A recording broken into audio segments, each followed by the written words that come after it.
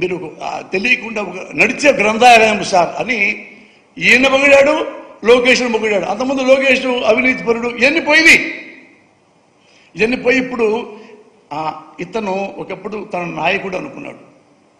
ఇతను చంద్రబాబు నాయుడు ఏం చేశాడంటే ఒక నాయకుడిని తీసుకొచ్చి తన కార్యకర్తలుగా తన కాళ్ళ దగ్గర పెట్టుకున్నాడు ఈ పవన్ కళ్యాణ్.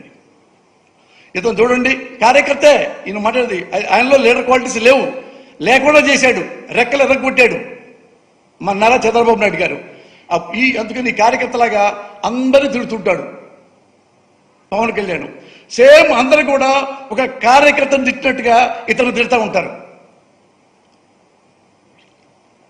అలా కార్యకర్తలాగా దగ్గర పెట్టుకొని, సార్ ఏం కావాలి సార్ నా గురించి, కాపు ఓట్లండి మనకు కావాలి, నువ్వేం చేస్తావో నాకు తెలియదు. అరే సార్ మా కాపుల్ని పడేయడం అంతసేపు సార్ ఇంత ప్యాకేజీ మాట్లాడుకున్నాడు. ముందు రౌండ్లోనేమో మనమంతా కాపులం ఇదిగా ఉండాలి, నన్ను ఓట్లన్నీ వేస్తే నేను సీఎం కూడా అవుతాను. పాపం వాళ్ళ అమాయకులు కాపు యూత్ కుర్రోళ్ళందరూ విజిల్స్ చప్పట్లు. రెండోసారి మళ్ళా తిరిగాడు, ఇదే చెప్పాడు, మనంతా యూనిటీగా ఉండి మన ఓట్లను యూనిటీగా ఉండి మళ్ళా ఇతను సీఎం అవుతున్నాడు కానీ సంతోషపడిపోయారు. మళ్ళీ థర్డ్ టైం వచ్చి మనమంతా ఒకటైపోయి మన ఓట్లన్నీ గుత్తంగా మన జన కాదు నారా చంద్రబాబు నాయుడుకి వేయాలి మనం.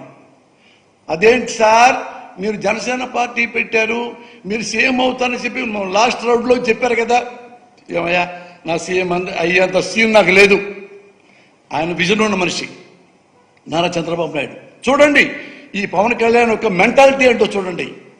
అంతకుముందేమో ఇతన చంద్రబాబు నాయుడా ఇట్టనుకొని తలకాయ ఇట్టనుకొని వెన్నుపోటు మామూలు వెన్నుపోటు పొడిచి దొంగదారిలో సీఎం పెడతారు, సీఎం అవుతాడా? ఆ మేకప్ తీసి పరేశాడు. ఇప్పుడు వేరే కొత్త మేకప్ వేసుకున్నాడు.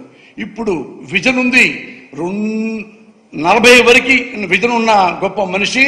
అందుకని అతనికే మనం అర్థం, మన కాపుల్లో ఎవరు సీఎంగా పనికిరారు, నేను అన్ఫిట్ కాబట్టి ఆయనకే వేయండి అని వెళ్ళిపోయాడు. ఇతను నేను నాయకుణ్ణి, నేను జనసేన అధినేతని అని ఈయన వ్యాన్లు ఎక్కి కార్లు ఎక్కి ఏం మాట్లాడతావు పవన్ కళ్యాణ్? నువ్వు సీఎం అవుదాను వచ్చి కార్యకర్తగా మారి చంద్రబాబు కాళ్ళు పట్టుకొని ఇప్పుడు చంద్రబాబుని గెలిపించాలని చెప్పి కాపులందరినీ తీసుకెళ్ళి ఆయనకి తాకట్టు పెట్టడానికి నువ్వు ట్రై చేస్తున్నావు. అసలు ఆల్రెడీ పాపం ఆంధ్రప్రదేశ్లో ఉన్న కాపు జాతి చాలా వీళ్ల వల్ల ఆత్మగౌరవం పలగొట్టుకున్నారు, చాలా బాధపడ్డారు. ఎవరు? ఈ పవన్ కళ్యాణ్ అన్న చిరంజీవి. ఈ అన్నదమ్ముల పుణ్యం అని కాపుల్ని ఎంత దింపాలో అవమానం అంత దింపేశాడు. దీనికంటే ముందు చూడండి చిరంజీవి గారు, ఆయన ప్రజారాజ్యం పార్టీ పెద్ద లెవెల్లో పెట్టేశాడు.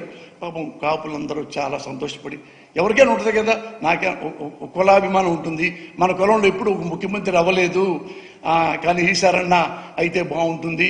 పాప చిరంజీవి వచ్చాడు, అప్పుడు రామారావు అటు వచ్చాడు కాబట్టి అని పాపం చాలా మంది కాపులు ఇల్లే అమ్మేసుకున్నారా, పొలమే అమ్మేసుకున్నారా, ఉద్యోగాలే పోగొట్టుకున్నారా, ఇంటి పట్టలు లేకుండా మొత్తం చిరంజీవి గారికి దారపోశారు. కోట్లు వాళ్ళందరూ దానమే ఇచ్చారా, ఇంకోటి ఇచ్చారా, విరాళం ఇచ్చారా, అన్నీ అయిపోయినాయి. ఎలక్షన్ వచ్చింది. ఎలక్షన్ వచ్చిన తర్వాత ఎలక్షన్లో ఇదే చంద్రబాబు నాయుడు నేనున్నా, ఎందుకంటే నేను ఎమ్మెల్యే టికెట్ నాకు ఇచ్చారు కదా, ఉంటే అతను ఎవరో కొత్తవాడు చిరంజీవి అంట, ప్రజారాజ్యం అంట, తుపుక్కున నీటి పొడిగా గాలిపోయింది, ఇతను ఎమ్మెల్యే టికెట్లు అమ్మేసుకుంటున్నాడు, ఎంపీ టికెట్లు అమ్మేసుకుంటున్నాడు అని ఇంతవరకు ఇక్కడ మాట్లాడాడు. గ్రేట్ మ్యాన్, పొలిటీషియన్ కాబట్టి. అక్కడికి వెళ్ళిన తర్వాత లొకేషన్లో అందరికి మెసేజ్లు ఏం పోయినాయి, ఆ కమ్మ క్యాస్ట్కి వేరే క్యాస్ట్కి నేను చూసా కదా స్వయంగా. అంటే కాపులు రౌడీలు, కాపులు గుండాలు, వాళ్ళు చాలా దుర్మార్గులు, వాళ్ళ కనుక ఓటేసి గెలిపించారంటే మన కమ్మోళ్ళు బతకరు. ఇది నేను 15 ఏళ్ళు చెప్తానే ఉన్నా. ఇంత ఘోరంగా మాట్లాడతాడు నాయన నారా చంద్రబాబు నాయుడు అని ఈ చిరంజీవికి చెప్పాను, ప్రపంచంలో అందరూ చెప్పారు, తెలుగు వాళ్ళకి అందరూ విన్నారు, ఇతను విన్నాడు పవన్ కళ్యాణ్. కానీ లోపల అంటే జగన్ని శేషం పోయాలని అలా రెండు చేతుల్లో చెవుల్లో శేషం పోసుకున్నాడు. ఏమన్నా ఉన్నాయండి, అతను చంద్రబాబు కూడా ఏమంటాకి లేదు, అట్లా ఓడించాడు. ఇవి చిరంజీవి గారికి కూడా తెలుసు, నేను కూడా చెప్పాను. ఇంత ఘోరంగా క్యాస్ట్ ఫీలింగ్ తెచ్చి ఇది చేస్తున్నాడు అన్నా అంటే ఏం మాట్లాడాలి. చిరంజీవి గారు ఓడిపోయారు. మళ్ళా అక్కడికి వెళ్ళిన తర్వాత ఓడిపోయిన తర్వాత 18 ఎమ్మెల్యే గెలిచారు. కాపులు ఏమనుకున్నారు, బాధపడి పనిలే బాధ నా ముందే ఉన్నారు పక్కన కాపు సోదరులు. వాళ్ళు ఎదురు మాట్లాడుతుంటే కమ్మాళ్ళు కమ్మాళ్ళ బతకదీని మీ కాపులు రౌడీలు అంట కదా అంటాం. పురుషోత్తం పట్టణంలో ఉన్న యూత్ కుర్రళ్ళు నా ముఖం చూసి ఏమనలేక ఆడాళ్ళు ఏమనకుండా పక్కెళ్ళిపోయారు. ఆయన 18 ఎమ్మెల్యేలు వచ్చినాయి. చిరంజీవి గారు 18 ఎమ్మెల్యేలు వస్తే ఏమనుకున్నారు బాబు, కానీ 18 ఎమ్మెల్యేలు కదా. చిరంజీవి గారు అసెంబ్లీకి వెళ్ళి సమస్యలు బాగా ఇచ్చేస్తాడు, ఏమైనా ప్రాబ్లం ఉన్నా ఆంధ్రప్రదేశ్లో వెలుగెత్తి చూపిస్తాడు స్పీకర్ గారికి, అసెంబ్లీకి అనుకున్నారు అందరూ. ఆ 18తో ఉన్న మళ్ళీ నెక్స్ట్ 5 ఏళ్ళ తర్వాత మళ్ళీ పెరుగుతీలే అనుకుంటే ఈ కాపులకి ఏమి చెప్పకుండా ఎవరికి ఏమి చెప్పకుండా వెళ్ళిపోయి ఈ 18 ఎమ్మెల్యేలని ఆయన తెలుసు. ఒకప్పుడు ఏమనేవాడు, ఏంటంటే మీరు పార్టీ మూసేస్తారంటే, ఏమండి నా దగ్గర ఉన్నది ఎమ్మెల్యేలు ఆ కోడి పిల్లలు కాదు పులి పిల్లలు. చిరంజీవి గారు అన్నమాట మీరు చూసుకోండి ఎక్కడన్నా. ఈయన ఆ పులి పిల్లలు తీసుకెళ్లి వెంటనే కాంగ్రెస్లో అమ్మేసుకున్నాడు. ఈ పార్టీ ఉంది కదా, పార్టీని కూడా కాంగ్రెస్లో కలిపేశాడు, అమ్మేసుకున్నాడు.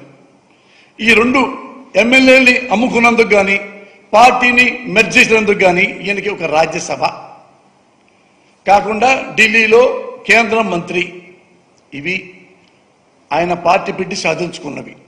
మీరే క్వశ్చన్ చేసుకోండి, మీకు ఆన్సర్ వస్తుంది. కాపుల మనోభావాలు కూడా పట్టించుకోకుండా ఎంత వాళ్ళు ఏడ్చుంటారు. ఒరే మనవడు ముఖ్యమంత్రి అవుతాడంటే ఎమ్మెల్యేలు కూడా అమ్మేసుకొని కాంగ్రెస్లో చేరిపోయాడు. అలా పార్టీ పెట్టింది దేనికని ఎంతమంది బాధపడి ఎన్ని పొలాలు పోయినాయి, ఆస్తులు పోయినాయి, ఇళ్ళు పోయినాయి, డబ్బులు పోయినాయి, చివరికి ఆత్మగౌరవం కూడా పోగొట్టుకున్నారు.